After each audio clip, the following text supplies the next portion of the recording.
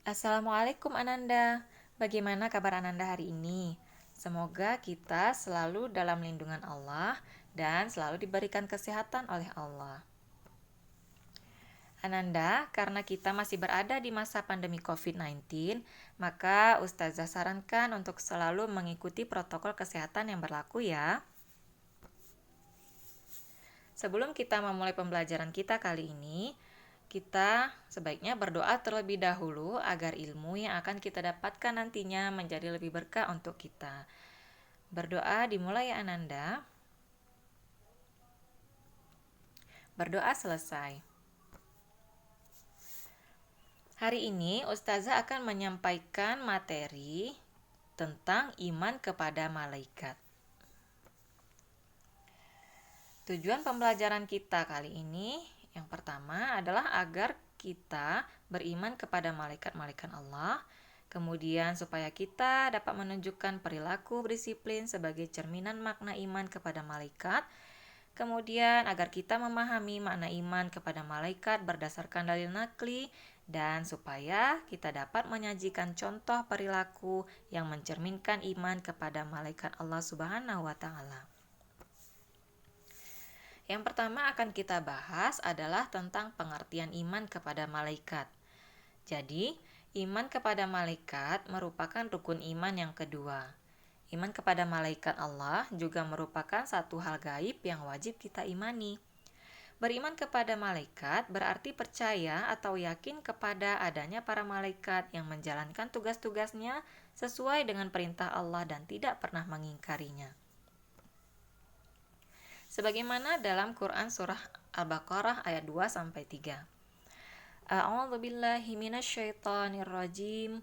Bismillahirrahmanirrahim. Dzalikal kitabu la raiba fih hudal lil muttaqin alladzina yu'minuna bil ghaibi wa yuqimuna sholata wa mimma razaqnahum yunfiqun. Yang artinya, kitab Al-Quran ini tidak ada keraguan padanya. Petunjuk bagi mereka yang bertakwa, yaitu mereka yang beriman kepada yang gaib, melaksanakan sholat, dan menginfakkan sebagian rezeki yang kami berikan kepada mereka. Kemudian ada hadis yang berkaitan dengan tema kita ini, yaitu al-tu'mina billahi wa malaikatihi wa kutubihi wa rusulihi wal yaumil akhir wa tu'mina bil qadari khairihi wa syarrihi. Yang artinya, engkau beriman kepada Allah, malaikat-malaikatnya, kitab-kitabnya, rasul-rasulnya, hari akhirat, dan engkau beriman kepada takdir baik dan buruk. Hadis riwayat Muslim. Kemudian, tugas-tugas malaikat Allah Subhanahu wa Ta'ala ini yaitu Ustazah akan sampaikan bahwa malaikat ini diciptakan dari nur ya Ananda. Nur itu artinya adalah cahaya.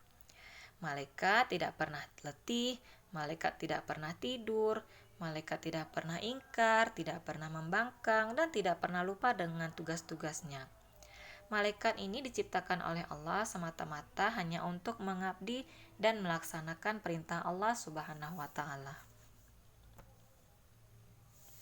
Sebagaimana dalam Quran surah Al-Anbiya ayat 19 sampai 20.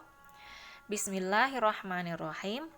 Walahu man fis samawati wal ard wa man 'indahu la yastakbiruna an ibadatihi wa la yastahsirun yusabbihunal laila wan nahara la turun, yang artinya, dan miliknya siapa yang di langit dan di bumi, dan malaikat-malaikat yang di sisinya, tidak mempunyai rasa angkuh untuk menyembahnya, dan tidak pula merasa letih, karena mereka, malaikat-malaikat Allah, bertasbih tidak henti-hentinya malam dan siang. Ananda, jumlah kita ini manusia kan sangat banyak di muka bumi.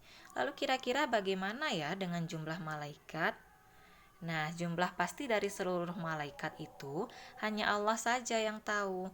Jadi tidak ada makhluk lain khususnya manusia tentu tidak tahu berapa banyak jumlah malaikat itu. Sehingga dari sekian banyak jumlah malaikat, setiap mukmin hanya diwajibkan untuk mengetahui 10 nama malaikat saja beserta dengan tugasnya masing-masing. Inilah 10 nama malaikat beserta tugas-tugasnya. Yang pertama ada malaikat Jibril yang tugasnya menyampaikan wahyu kepada para rasul dan nabi. Kemudian malaikat Mikail membagikan rezeki dan menurunkan hujan. Kemudian malaikat Israfil yang tugasnya meniup sangkakala di hari kiamat. Kemudian malaikat Israel tugasnya mencabut nyawa. Malaikat Rakib mencatat amal baik. Malaikat Atid mencatat amal buruk. Kemudian malaikat Mungkar dan Nakir tugasnya memeriksa dan menanyai manusia di alam kubur, serta malaikat Malik yang tugasnya menjaga pintu neraka, dan malaikat Ridwan yang tugasnya menjaga pintu surga.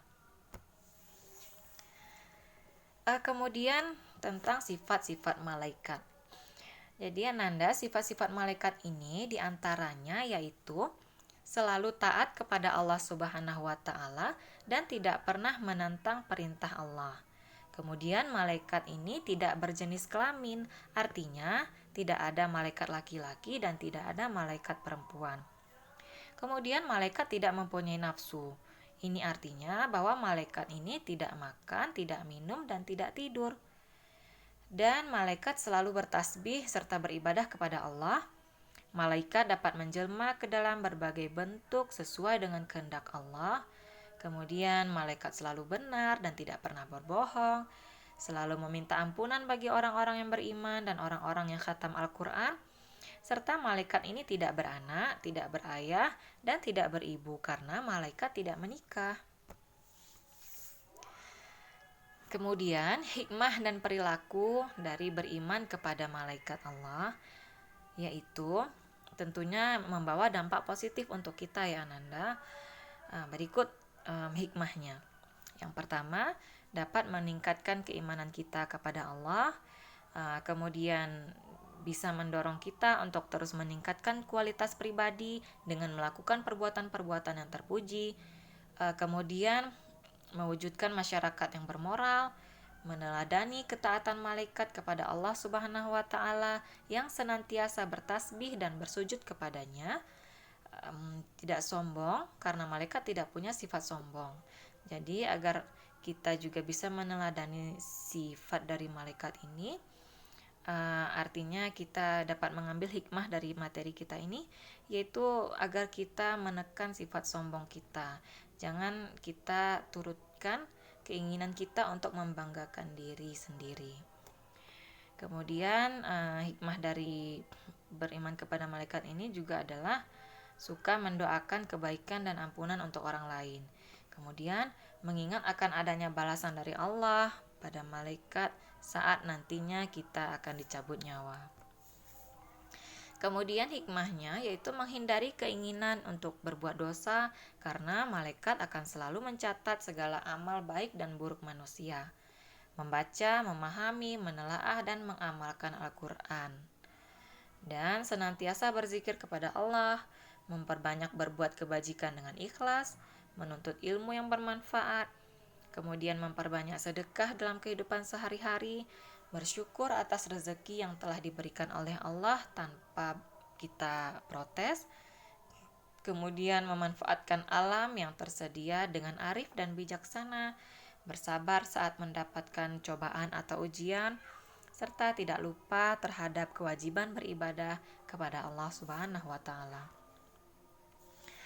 Baiklah Ananda, cukup sekian materi yang Ustazah sampaikan hari ini. Ustazah sarankan agar materi kita ini dicatat di buku ya Ananda, supaya nanti bisa Ananda baca-baca lagi di rumah. Jika ada Ananda yang ingin bertanya karena masih kurang paham, atau mungkin jika ingin memberikan pendapatnya terkait dengan materi kita ini, jangan segan-segan untuk langsung menghubungi Ustazah ya Ananda. Baiklah, wabillahi taufiq wal hidayah. Wassalamualaikum warahmatullahi wabarakatuh.